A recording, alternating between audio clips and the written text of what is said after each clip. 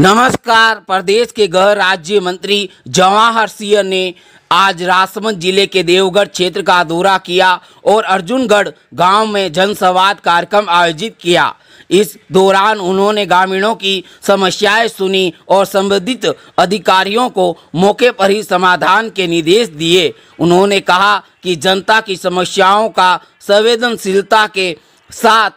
त्वरित समाधान सुनिश्चित किया जाए। उन्होंने अर्जुनगढ़ स्थित श्री देव नारायण मंदिर में दर्शन कर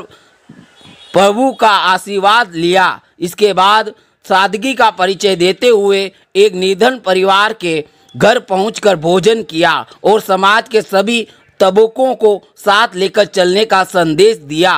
उन्होंने गांव के चुनीलाल गुजर के घर पर अपने हाथों से भैंस का दूध भी निकाला। इस दौरे के दौरान समाज सेवी मानसिंह बारट, जवाहरलाल जाट, शंकरलाल पालीवाल, किशन गुजर और कुलदीप सिंह ताल मौजूद रहे। जवाहर सिंह गृह राज्य मंत्री क्या कुछ बोले, सुनिए आप उन्हीं की जुबानी। देखिए, आज मैं राजसमंद जिले के देवगढ़ उपखंड के अर्जुनगढ़ गांव में हूँ।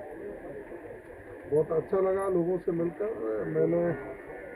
लोगों से कहा था, यहाँ के निवासियों से, मैं आपके गांव आऊँगा, बैठूंगा, चौपाल करूँगा। गांव के सभी प्रमुख लोग मिले, इनकी समस्याएं भी सुनी और समाधान के निर्देश भी दिए हैं। देखिए, प्रदेश के मुख्यमंत्री आदरणीय भजनलाल शर्मा जी के नेतृत्व में 15 दिसंबर को सरकार का 1 वर्ष पूर्ण होने वाला है। हम तुलनात्मक अध्ययन करें यदि कांग्रेस राज का और हमारे राज का, तो उनके 5 साल में जो कुराज हुआ, जिस तरह का कानून व्यवस्था का मजाक उड़ाया गया, विकास के नाम पर एक ईंट धरातल पर लगी नहीं,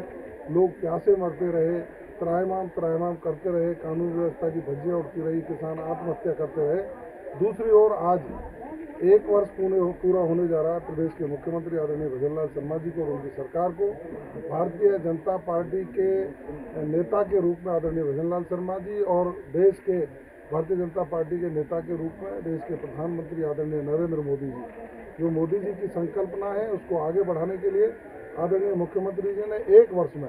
इंफ्रास्ट्रक्चर डेवलपमेंट हो, चाहे स्वास्थ्य की सेवाएं हो, चाहे पेयजल की समस्या का समाधान हो, चाहे कानून व्यवस्था सुदृढ़ करने की बात रही हो, पेपर लीक माफिया पर प्रहार किया हो, संगठित अपराध करने वाले लोगों पर प्रहार किया हो, आम जन चैन की नींद सो सके इसकी व्यवस्था उन्होंने करने का काम किया,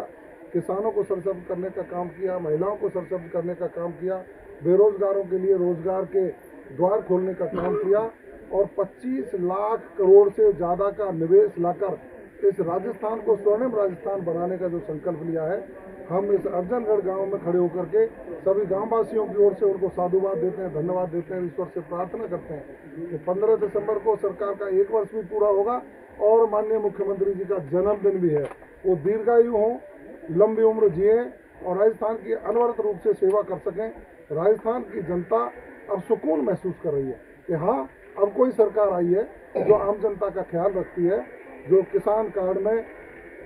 किसान समृद्धि योजना है, जो प्रधानमंत्री जी के नाम से प्रधानमंत्री किसान समृद्धि योजना में 2000 रुपये बढ़ा करके किसानों के खाते में पहुंचाती है, जो वृद्धावस्था पेंशन में 150 रुपये महीने बढ़ा करके उनके खाते में पहुंचाने का काम करती है। पशुपालकों को 1962 जैसी महती योजना चालू कर उस एम्बुलेंस को पशुपालक के घर पर पहुंचाने का काम करती है, जो किसान की फसल का समर्थन मूल्य बढ़ाने का काम करती है, जो सरकार आयुष्मान कार्ड में लोगों को फ्री इलाज करने की बात करती है, इंफ्रास्ट्रक्चर डेवलपमेंट के बारे में, रोड कनेक्टिविटी में जिस तरह से कीर्तिमान स्थापित किया है, इस पहले ही बजट में राजस्थान के कोने कोने को बजट देकर के राजस्थान को स्वर्णिम राजस्थान बनाने के रास्ते पर ले जाने का काम प्रदेश के मुख्यमंत्री जी और उनकी टीम जो कर रही है, हम साधुवाद देंगे, धन्यवाद देंगे। मैं अर्जुनगढ़ के निवासियों का भी धन्यवाद दूंगा जिन्होंने प्यार दुलार दिया, मुझे मंत्री की तरह नहीं, एक बेटे की तरह जो मेरे ऊपर आशीर्वाद किया। आज मैंने चुन्नलाल जी के घर पर बैठ करके यहाँ जब खाना खाया तो मेरी माताएं बहनों का जो आशीर्वाद था वो झलक रहा था उनकी आंखों में, मुझे आशीर्वाद दिया है और उन्होंने कहा है कि ऐसे मुख्यमंत्री जिन्होंने साल भर में राजस्थान की दशा और दिशा बदलने का काम किया है, वो जुग जुग जिए और उनको इन्होंने जो आशीर्वाद दिया है, मैं जयपुर जाकर के निश्चित रूप से इनकी बात को पहुंचाने का काम करूँ।